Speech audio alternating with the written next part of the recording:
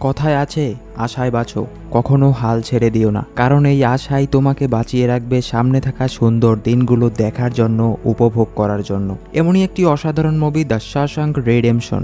IMDb এর মতে এই মুভিটা বিশ্বের নম্বর 1 মুভি হিসেবে বিবেচিত হয়েছে। মুভিটাতে এমন এমন আবেগীয় দৃশ্য তুলে ধরা হয়েছে যেটা দেখলে হয়তোবা তোমারও নতুন করে জীবনটাকে সাজাতে ইচ্ছে করবে। পুরো মুভিটাতে জেলখাটা কিছু কয়েদিদের জীবনকে ঘিরে উপস্থাপন করা হয়েছে, যেখানে কিনা দেখানো হয়েছে রেড নামের একজন লোক যে কিনা বিনা অপরাধে স্ত্রীকে হত্যার মামলায় একটানা 40 বছর জেল খাটে, কিন্তু সে তার ভেতরকার সত্তাটাকে বাঁচিয়ে রেখেছিল। সে তার নিজের ভেতরে এটুকু অনিশ্চিত আশা বাঁচিয়ে রেখেছিল যে একদিন না একদিন সে এই জেল থেকে বের হবে এবং আবার বাইরের জগৎ উপভোগ করবে। সে আবার নিজের জীবনটাকে ফুলের মতো সাজাবে। আর অন্যদিকে জেলের ভেতরে এমন কিছু কয়েদি ছিল যারা কিনা এই জেল থেকে কখনোই বাইরে বের হতে চায় না, মানে জেলের ভেতরেই তার শেষ নিঃশ্বাসটুকু সে ত্যাগ করতে চায়, যেন এই জেলখানাটাই তার জন্য এক টুকরা স্বর্গ। আর এই অশ্রুঝরা আবেগীয় মুভিটার আরও একটি প্রধান মেসেজ হলো আশায় বাঁচো। যাই হোক, রেড তার স্ত্রীকে হত্যার মামলায় জেল খাটে, তাও আবার বিনা অপরাধে। সে কি জেলখানা থেকে বাইরে বের হতে পেরেছিল?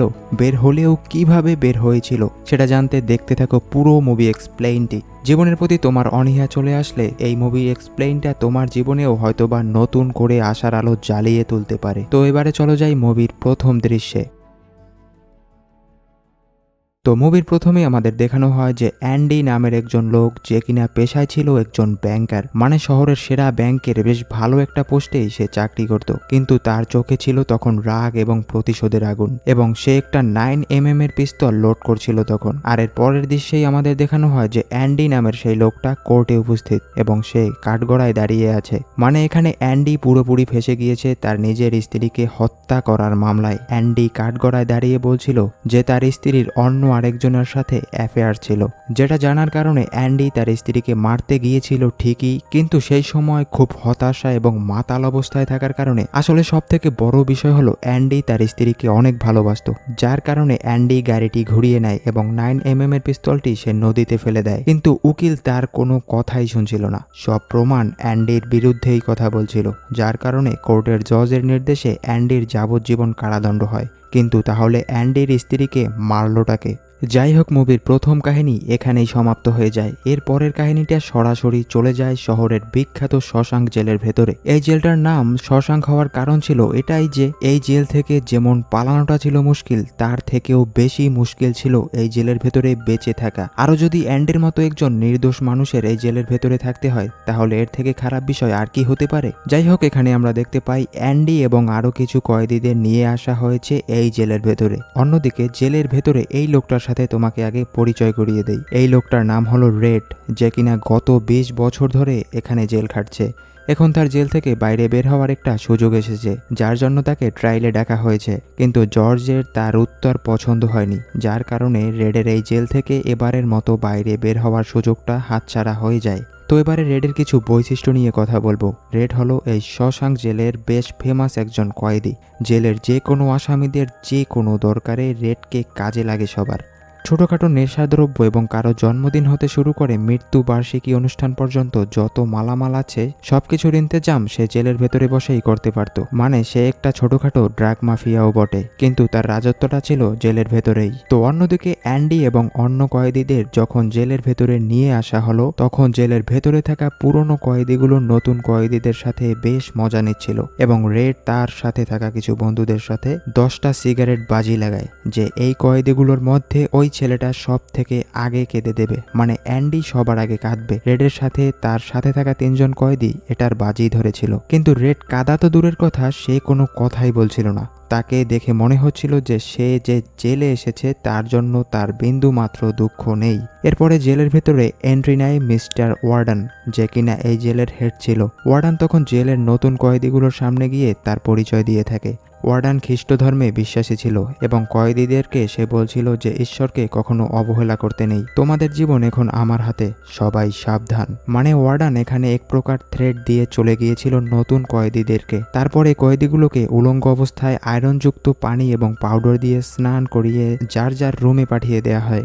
নতুন কয়েদিদের মধ্যে একজন মোটা স্থূল কয়েদি ছিল যে কিনা জেলে আসার কারণে একেবারে ভেঙে পড়েছিল এবং সে জেলের ভেতরে জোরে জোরে কান্না করতে থাকে, যার কারণে জেল গার্ডরা এসে তাকে প্রচণ্ড পরিমাণে মারধর করতে থাকে এবং সে ওখানেই অজ্ঞান হয়ে যায়। পরের দিন যখন রেড এবং তার বন্ধুরা জেলের ক্যান্টিনে খাওয়ার জন্য যায় তখন তারা শুনতে পায় যে গতকাল রাতে পুলিশের হাতে ধোলাই খাওয়া সেই মোটা কয়েদিটা মারা গিয়েছে এবং রেডকে তখন বলতে শোনা যায় যে কালকে নতুন কয়েদিদের মধ্যে ওই লোকটার মানে অ্যান্ডির জন্য সে বাজি হেরে গিয়েছে, তাও আবার 2টো সিগারেটের প্যাকেট। তো অ্যান্ডি যখন জেলের ভেতরে 21 দিন থাকার পর বুঝতে পারে যে রেড কয়েদিদের যে কোনো দরকারে মালামাল জোগাড় দিতে পারে, অ্যান্ডি তখন রেডের সাথে বন্ধুত্ব করার চেষ্টা করে। রেড তখন অ্যান্ডিকে বলে যে কী কারণে তাকে জেলে আসতে হয়েছে। অ্যান্ডি তখন বলে যে বিনা অপরাধে সে তার স্ত্রী হত্যা মামলায় জেলে এসেছে। রেড তখন হেসে দিয়ে বলে যে এখন কথা বলে লাভ নেই, এখানে তোমাকে কেউ শুনবে না। অ্যান্ডি যখন রেডকে বলে যে আমি শুনেছি তুমি কয়েদিদের যে কোনো প্রয়োজনীয় জিনিস এনে দিতে পারো, তাই আমাকে একটা ছোট্ট লোহার হাতুড়ি তোমাকে এনে দিতে হবে। রেড তখন অ্যান্ডিকে বলে যে লোহার হাতুড়ি দিয়ে তুমি কি করবে। অ্যান্ডি তখন রেডকে জানায় যে জেলের ভেতরে তার কোনো কাজ নেই, সে অবসর সময়ে হাতুড়ি দিয়ে পাথরের মূর্তি বানাবে। রেড তখন বলে যে এর জন্য $10 দিতে হবে তাকে। রেড তখন অ্যান্ডিকে আরও একটা বিষয়ে সতর্ক করে দেয় যে ওই যে দূরে 3জন লোক দেখা যাচ্ছে ওদের থেকে সাবধান, মানে ওই 3জন লোক গে যাদের নজর ছিল অ্যান্ডির ওপরে। অবশ্য জেলের ভেতরে কোনো মেয়ে মানুষ না থাকায় কি আর করার, বাধ্য হয়ে অনেককে এই সমকামিতায় লিপ্ত হতে হচ্ছে। যাই হোক, ঠিক 2 দিন পরেই অ্যান্ডির কাছে সেই লোহার হাতুড়িটি পৌঁছে যায় পুরো 6জন লোকের মাধ্যমে, মানে তারা রেডের ডেলিভারি ম্যান হিসেবে কাজ করত এবং এই রিস্ক নিয়ে পুলিশের নজর এড়িয়ে এই সব বেআইনি কাজ করার জন্য রেড তাদের সবাইকে 1 প্যাকেট করে সিগারেট উপহার দিত। কিন্তু অ্যান্ডি এই হাতুড়িটি দিয়ে আসলে কি করবে সেটা ভিডিওর শেষে তোমরা বুঝতে পারবে। এর পরের দিন ওয়ার্ডান মানে জেলের হেড সকল আসামিদের জেলের মাঠে আসতে বলে, আর সেখানে ওয়ার্ডান সকল কয়েদিদের দৃষ্টি আকর্ষণ করে বলে যে জেল অনেকদিন ধরে মেরামত করা হয়নি, যার জন্য ওখানে কিছু কয়েদিদের কাজের সুযোগ করে দেয়া হবে এবং এর বিনিময়ে জেল কর্তৃপক্ষ ওই কয়েদিদের টাকাও দেবে। তো এখানেই অ্যান্ডির নামও চলে আসে। আসলে এখানে অ্যান্ডির ভাগ্যের পরিবর্তন দেখা যায়। সেই দিনই অ্যান্ডি এবং আরও কিছু জেল কয়েদি একটা ভাঙা জেলের ছাদ মেরামত করছিল। অ্যান্ডি তখন শুনতে পায় যে পাশে থাকা একজন জেল গার্ড কিছু প্রপার্টি ভাগাভাগি বিষয়ে কথা বলছিল এবং সেই জেল গার্ডের এমন কিছু সয় সম্পত্তি ছিল যেটা তাকে ভোগ করতে হলে সরকারকে অনেক টাকা ট্যাক্স দিতে হবে। অ্যান্ডি একথা দূর থেকে শুনে সেই জেল গার্ডের কাছে গিয়ে তাকে বলে সে নাকি তাকে সাহায্য করতে পারবে। মানে অ্যান্ডি ওই যে আগেই বললাম যে একজন ব্যাংক কর্মচারী ছিল, সে যে কোনো হিসাব নিকাশ সে সহজেই করতে পারত। জেল গার্ড অ্যান্ডির মুখে এই কথা শুনে রাগে তাকে ছাদ থেকে ফেলে দিতে যাবে, ঠিক তখনই অ্যান্ডি বলে যে আমি তোমার প্রপার্টি সরকারকে ট্যাক্স দেওয়া থেকে বাঁচাতে পারি। একথা শুনে সেই জেল গার্ড তাকে তখন আর ছাদ থেকে নিচে ফেলে দেয় না এবং অ্যান্ডি সেই জেল গার্ডকে বলে যে এই কাজের বিনিময়ে তার কিছুই লাগবে না, তার বন্ধুদের কয়েক বোতল বিয়ার এনে দিলেই হবে। সত্যি ভাই, এরকম বন্ধু পাওয়া ভাগ্যের ব্যাপার। তো অ্যান্ডি ওই জেল গার্ডের প্রবলেম সলভ করে দেয় এবং তার বন্ধুদের সাথে একটা ছাদে বসে বিয়ার খাচ্ছিল তারা তখন। এরপরে আমাদের দেখানো হয় যে জেল কয়েদিরা সবাই জেলের ভেতরে থাকা সিনেমা হলে মুভি দেখছিল, মানে একটা মুভি প্রতি সপ্তাহেই চালানো হতো বছরের পর বছর, মানে পুরো একঘেয়েমি একটা বিষয়। তো এই মুভিটার ভেতরে জেল কয়েদিদের সবার ক্রাশ ছিল মুভির হিরোইন রিতা হাইওয়ার্ড। অ্যান্ডি তখন রেডকে বলে যে আমার বেশ বড় একটা রিতা হাইওয়ার্ডের পোস্টার লাগবে। রেড তখন বলে যে এর জন্য তাকে 2 দিন ওয়েট করতে হবে। যাই হোক, মুভি দেখে যখন রেড তার নিজ কক্ষে ফিরছিল ঠিক তখনই ওই 3জন গে পুরুষ অ্যান্ডিকে পথ আটকে তাকে বেশ মারধর করতে থাকে তার সাথে সমকামিতা করার জন্য। কিন্তু ওখানে ওই সময় পুলিশ এসে পড়ে এবং জেলের ভেতরে মারামারি করার কারণে অ্যান্ডিকে 1 সপ্তাহের জন্য কালকুঠুরিতে পাঠিয়ে দেয়া হয়। সাথে যদিও ওই 3জন গে কাপলকেও কালকুঠুরিতে পাঠিয়ে দেয়া হয়েছিল, কিন্তু সেই 3জন গে কাপলের শাস্তি এখানেই শেষ হয়ে যায় না। কালকুঠুরি থেকে ফিরে আসার পরেও সেই জেল গার্ড মানে অ্যান্ডি যাকে প্রপার্টি ট্যাক্সের বিষয়ে সাহায্য করেছিল, সেই জেল গার্ড অ্যান্ডির বন্ধু হয়ে যায়, যার কারণে পরবর্তীতে যেন অ্যান্ডিকে কেউ ডিস্টার্ব না করতে পারে সেই জন্য ওই 3জনকে ওই জেল গার্ড এমনভাবে মারধর করে যে তাদের পুরো আজীবনের জন্য ল্যাংড়া বানিয়ে দেয়। মানে জেলের ভেতরে অ্যান্ডির সম্মানটা যেন দিন দিন বেড়েই চলেছে। জেল কয়েদিরাও সবাই অ্যান্ডির কথায় যেন ওঠা বসা শুরু করে দিয়েছে। আর অন্যদিকে অ্যান্ডি যখন সেই কালকুঠুরি থেকে বের হয়ে আসে তখন সে নিজ কক্ষে এসে দেখতে পায় যে সেই হিরোইনের বড় একটা পোস্টার তার রুমে চলে এসেছে, আর বস্তায় রাখা কিছু পাথর তার বন্ধুরা তার জন্য এনে রেখেছে। আসলে এখানে অ্যান্ডি সেই লোহার হাতুড়ি এবং হিরোইনের বড় পোস্টার এইসব দিয়ে কি করবে? তোমাদের মধ্যে হয়তো বা কৌতূহলটা অনেকেরই এসে পড়েছে, তো চিন্তার কোনো কারণ নেই, দেখতে থাকো পুরো ভিডিওটি। শেষে তোমাদের কাছে এই বিষয়টা পুরো জলের মতো ক্লিয়ার হয়ে যাবে। অ্যান্ডি যে এবার জেল প্রধান ওয়ার্ডানের একজন বিশ্বস্ত লোক হিসেবে কাজ করতে থাকে। মানে সে এখন সাধারণ কয়েদি থেকে জেলের ভেতরে জেল লাইব্রেরি ম্যানেজমেন্টের দায়িত্ব পায় এবং ওয়ার্ডন তার ব্যাংক অভিজ্ঞতাকে কাজে লাগিয়ে তার সব হিসাব নিকাশ অ্যান্ডিকে দিয়েই করাতো। আর শশাঙ্ক জেল এবং অন্য জেলের কয়েদিরাও তাকে দিয়ে তার ট্যাক্স রিটার্ন ফাইল তৈরি করত। আর এই কাজে তাকে সাহায্য করত রেড। মানে মজার বিষয় হলো অ্যান্ডি ছিল একজন অফিসার আর তার পিএস ছিল রেড। মানে জেলের ভেতরে পুরো রাজকীয় অবস্থা অ্যান্ডি এবং রেডের। এরই মাঝে দেখা যায় যে অ্যান্ডি জেলের লাইব্রেরির ফান্ডের জন্য সরকারের কাছে প্রতি সপ্তাহে একটা করে চিঠি লিখত, যদিও সরকার থেকে এর কোনো জবাব আসতো না, কিন্তু সে হাল না ছেড়ে প্রতি সপ্তাহে একটা করে চিঠি লিখেই যেত। আর অন্যদিকে ব্রুকস নামের একজন বৃদ্ধ লোক, যে কিনা টানা 50 বছর এই জেলের ভেতরে ছিল, তাকে বৃদ্ধ বয়সে জেল থেকে ছেড়ে দেয়া হয়। এবং অবাক করা বিষয় হলো ব্রুকস এই বিষয়টা নিয়ে খুবই দুঃখ করছিল। মানে তার শেষ নিঃশ্বাসটাও সে এই জেলের ভেতরেই ত্যাগ করতে চেয়েছিল। তার কাছে বাইরের জগতের সাথে তাল মিলিয়ে চলাটা সম্ভব ছিল না। আসলে এখানে কিভাবেই বা সে বাইরের জগতের সাথে তাল মিলিয়ে চলবে? সে পুরো 50 বছর জেল খাটে এবং বৃদ্ধ বয়সে তাকে ছেড়ে দেয়া হয়েছে। সে জেলের বাইরে কিই বা করবে? একা একা কিভাবেই বা বাঁচবে? যাই হোক, জেল কর্তৃপক্ষ তার জন্য একটা ঘর বাছাই করে দেয় তার বাসস্থানের জন্য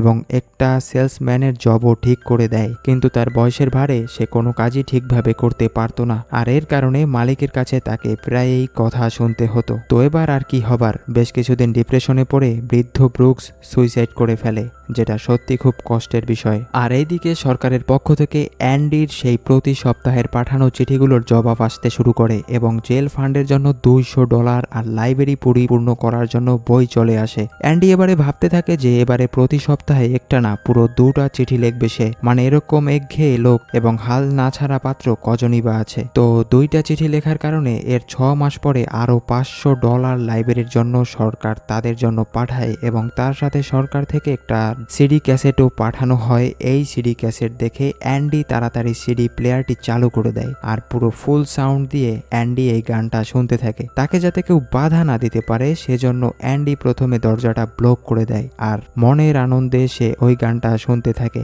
বাইরে থাকা জেল কয়েদিরাও খুব মগ্ন হয়ে এই গানটা শুনছিল। আর এদিকে অ্যান্ডি পুরো 10 বছর জেল খাটার পর এই প্রথমবারের মতো গান শুনতে পারে, যার কারণে ওয়ার্ডান বাইরে থেকে রাগারাগি করার পরেও সে গানটা বন্ধ করে না। আর এবারে লাইব্রেরিতে বসে কয়েদিরা যতক্ষণ ইচ্ছা বই পড়তে পারবে এবং পছন্দের গানগুলোও শুনতে পারবে। মানে অ্যান্ডির কারণে জেল কয়েদিদের একঘেয়েমি জীবনটা কিছুটা হলেও কমে গিয়েছে। জেলের ভেতরে তারা অ্যান্ডির জন্য মজমাস্তি করতে পারত, যেটা সত্যি একটা জেল কয়েদির জন্য অনেকটা ভাগ্যের ব্যাপার। আর এদিকে ওয়ার্ডান জেলের ভেতরে একটা আউটপুট সোর্স সরকার থেকে পাশ করিয়ে আনে, যেখানে কিনা জেল কয়েদিদের দিয়ে বাইরের কাজ করানো হবে এবং ওই টাকা দিয়ে জেল কয়েদিদের ভালো থাকা খাওয়ার ব্যবস্থা করা হবে। কিন্তু ওয়ার্ডানের মতলব ছিল কিছুটা অন্যরকম। সে সরকার থেকে যে টাকাটা আনতো সেটা জেল কয়েদিদের ভেতরে 5 ভাগের 1 ভাগও খরচ করতো না, বাকি সব টাকাটা চলে যেত ওয়ার্ডানের পকেটে। আর এর হিসাব রাখতো অ্যান্ডি। কালো টাকা কিভাবে প্রসেসিং করে রাখতে হয় সেটা অ্যান্ডি খুব ভালোভাবেই জানতো।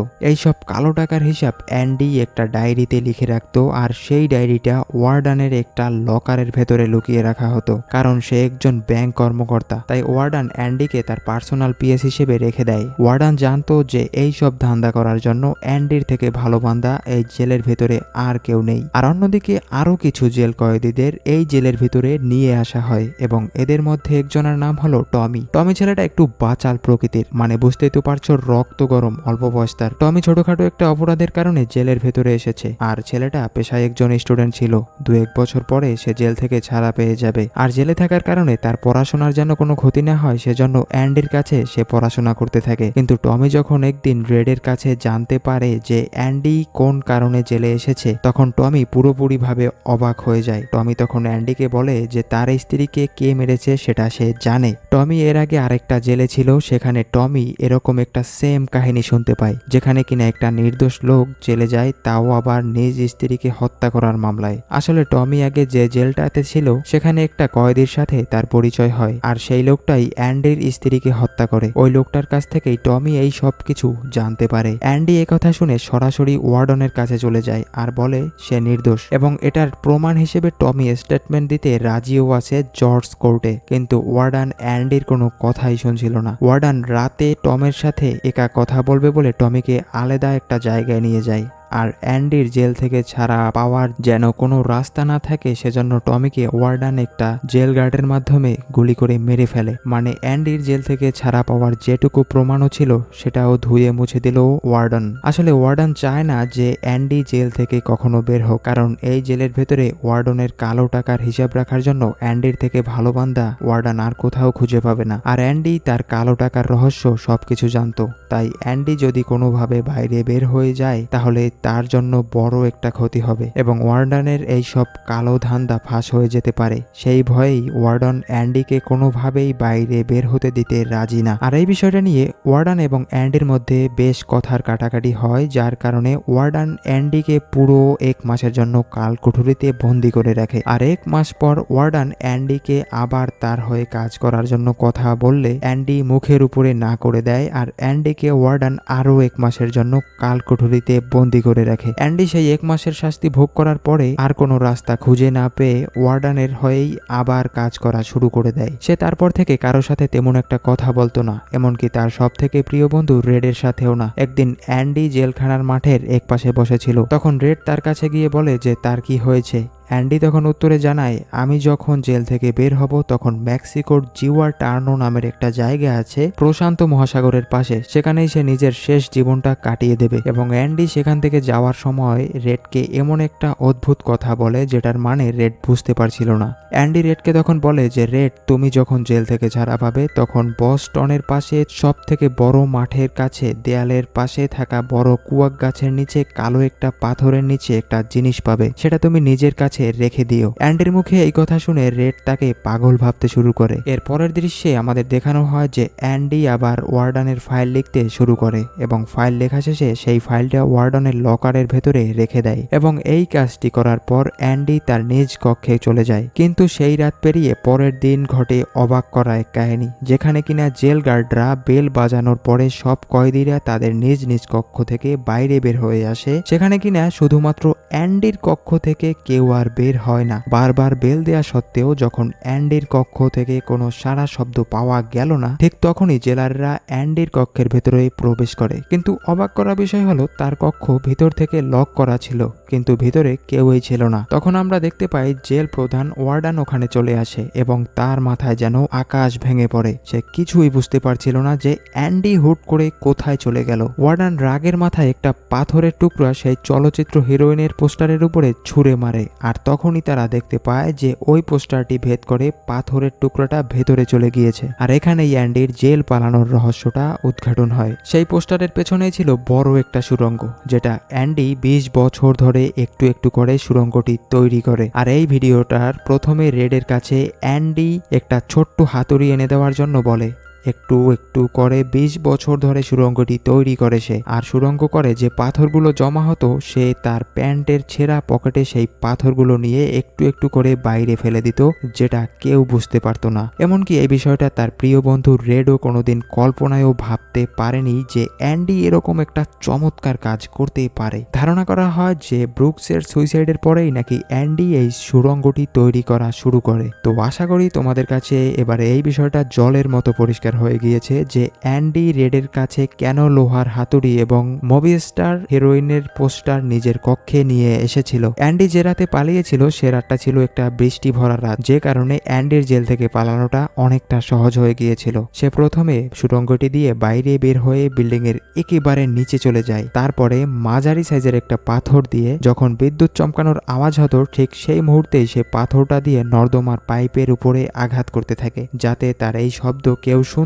না পারে। তো অনেকক্ষণ আঘাত করতে করতে এক পর্যায়ে নর্দমার সেই পাইপটি ফেটে যায়, আর সেই পাইপটি থেকে বের হয়ে আসে হাজার হাজার কয়েদিদের নোংরা পটি। সে তখন তার নাক মুখ বন্ধ করে সে নর্দমার পাইপের ভেতরে প্রবেশ করে, আর পুরো 5টা ফুটবল মাঠের সমান এই নর্দমার পাইপটি অ্যান্ডি পাড়ি দিয়ে অবশেষে বাইরে বের হয়ে যায়। পুরো 20 বছর পরে সে জেল থেকে বাইরে বের হতে পেরেছে। সে আজকে মুক্ত, সে স্বাধীনভাবে বৃষ্টিকে উপভোগ করছিল। আর জেল পালানোর আগে আসল কাজটি সেরে নেয় অ্যান্ডি। অ্যান্ডি মানে ওয়ার্ডানের যত কালো টাকার হিসেবের ফাইল ছিল সেটা সে নিজের সাথে নিয়ে নেয়। অ্যান্ডি তখন পুরো $2,36,000 মালিক ছিল, মানে এতগুলো টাকা নিয়ে সে কেটে পড়ে। অ্যান্ডি কালো টাকাগুলো আত্মসাৎ করেছেই, আর অন্যদিকে সে ওয়ার্ডানকে ফাঁসিয়ে দিয়ে চলে যায়। মানে এই খবরটা পুরো নিউজ চ্যানেলে ছড়িয়ে দিয়ে চলে যায়, যার কারণে পরের দিনই ওয়ার্ডানকে আইনের লোকেরা ধরার জন্য চলে আসে। আর অন্যদিকে রেডও কিছুদিন পরে জেল থেকে ছাড়া পেয়ে যায়। রেড তখন সেই ব্রুকসের বাসস্থানে থাকতে শুরু করে এবং তাকেও সেই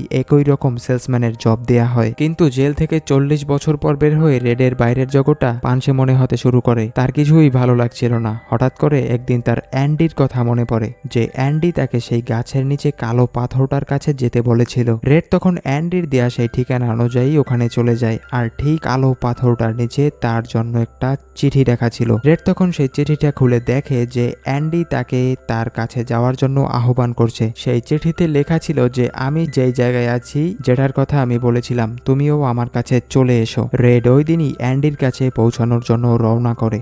আর এর পরের দৃশ্যে আমরা দেখতে পাই যে রেড আর অ্যান্ডি একে অপরের সামনাসামনি হয়। আর বিশ্বের 1 নম্বর এই সিনেমাটির কাহিনী এখানেই শেষ হয়ে যায়। IMDb রেটিং প্রাপ্ত বিশ্বের সেরা এই মুভিটার একটা মূল মেসেজ হলো আশায় বাঁচো, কখনো হাল ছেড়ে দিও না। এই আশাই তোমাকে একদিন পৌঁছে দেবে তোমার সাফল্যের চূড়ায়, এনে দেবে প্রকৃত সুখ, জীবনে পাবে এক আলাদা স্বাদ। এই মুভিটা থেকে আমাদের বাস্তব জীবনে কিছু শিক্ষা লুকিয়ে আছে। আমরা জীবন চলার পথে অনেকেই হোঁচট খেয়ে থাকি, যেটা সহ্য করতে না পেরে অনেকে সুইসাইড অবধি করে ফেলি। কিন্তু জীবনটা আসলে সুন্দর যদি আশাটাকে বাঁচিয়ে রাখতে পারো। তাই জীবনে চলার পথে আমাদের আশাটা সব সময় বাঁচিয়ে রাখা উচিত। এই আশাই তোমাকে নতুন পথ দেখাবে নতুন করে বাঁচার জন্য।